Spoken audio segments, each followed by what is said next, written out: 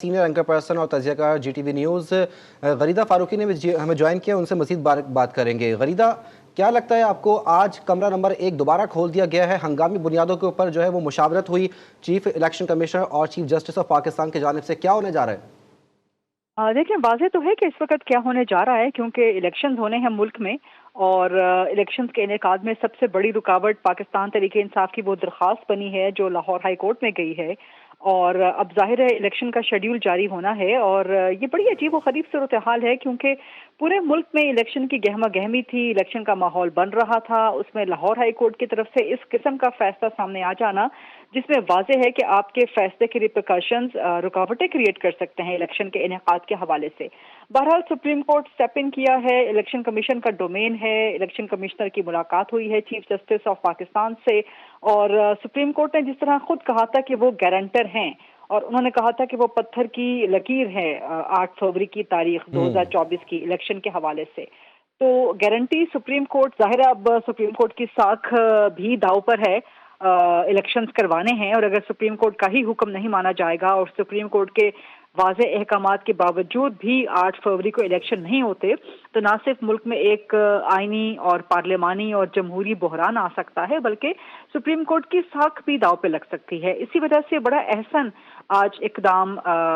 जो लिया है चीफ जस्टिस ऑफ पाकिस्तान ने और इस वक्त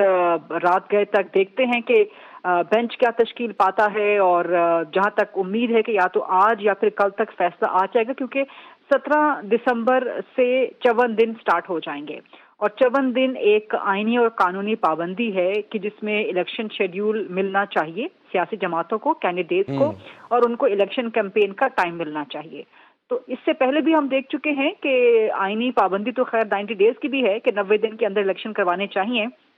लेकिन अगर तमाम आईनी और कानूनी हुदूद और क़यूद इसी तरह से रौंदती जाएंगी कि कोई भी टाइम लाइन, कोई भी डेड लाइन जो आईनी और कानूनी है वो पूरी नहीं होगी, तो फिर तो सिस्टम नहीं चल सकेगा ना, फिर तो सिस्टम नाकारा हो जाएगा। तो ये बड़ा अच्छा फैसला है सुप्रीम कोर्ट का भी, चीफ इलेक्शन कमिश्नर का भी। अब इलेक्शन कमीशन ने भी खुद पिटीशन दायर करनी है, पॉलिटिकल पार्टीज भी इसमें चली गई हैं। मैं समझती हूँ कि अभी भी पाकिस्तान तहरीक इंसाफ के पास वक्त है। कल मैं सुन रही थी बैरिस्टर जफर साहब को और मेरी खुद भी उनसे बात हुई, तो वो यही कह रहे थे कि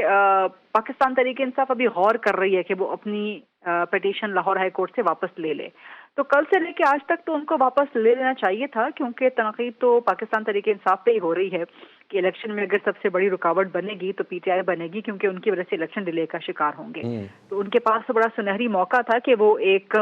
अपने क्या कहना चाहिए कि सेहरा अपने सर पे सिला सकते थे, क्योंकि वो बाकी पार्टियों पे इल्ज़ाम लगा रहे हैं कि बाकी पार्टियां इलेक्शन से भाग रही हैं, लेकिन पीटीआई ये गोल्डन मौका जो है वो गंवा रही है। उसको चाहिए था कि इलेक्शन की पिटीशन अपनी वापस ले लेती लाहौर हाई कोर्ट वाली,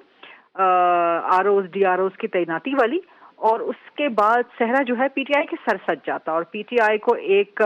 इलेक्शन का बोनस पॉइंट मिल जाता, इलेक्शन कैंपेन का बोनस पॉइंट मिल जाता, उनके लिए एक बयानिया चलाने का बोनस पॉइंट हो जाता कि जी देखें बाकी पॉलिटिकल पार्टीज भाग रही थी उनके मुताबिक इलेक्शन से, लेकिन हमने इलेक्शन टाइम पे करवाने के लिए अपनी पिटीशन वापस ले ली। लेकिन बहरहाल ये सियासी मौका भी गंवा दिया पीटीआई ने। अभी भी वक्त है उनके पास कि वो अपनी लाहौर हाई कोर्ट से पिटीशन वापस ले रहे हैं,